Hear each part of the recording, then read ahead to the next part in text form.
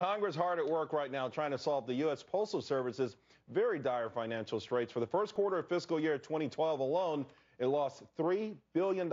That's almost as much as it lost for all of 2009. So now Congress is debating how to keep the post office in business. Our Rich Edson is following the story and has the details. Rich, what are the options to save the post office?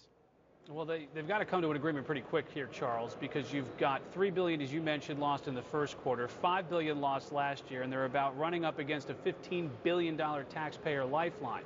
The options on the table in Congress right now, a handful: reduced workforce, cutting back on offices, closing processing centers, fewer delivery days, namely no Saturday delivery, and slower delivery. Now, here's the deal. There's a bill in the House and a bill in the Senate, and both generally accomplish these goals, but much different degrees. The House bill is far more aggressive in trying to accomplish this and reducing the size of the post office, and right now it doesn't seem like there is much agreement here in Congress. Unlike the unacceptable bill Congressman Issa is pursuing in the House, this bipartisan Senate bill preserves the Postal Service we know and rely on.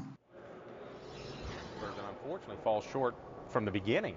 It extends the current state of the situation for the post office for another 3 years. Patrick Donahoe, the Postmaster General, testified before my subcommittee that by October of 2013, the post office will have no more revenue. They won't be able to deliver any mail.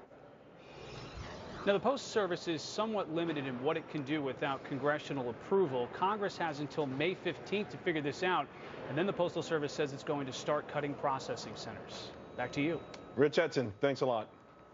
And that brings us to our question of the day. Despite the Rockwell-like romanticism some hold for post office, there are antiquated and drained dollars. Would you miss them if many of them closed? Email us at ShibaniandCharles@foxbusiness.com. And don't forget to include your name and hometown. Send us your response via Twitter.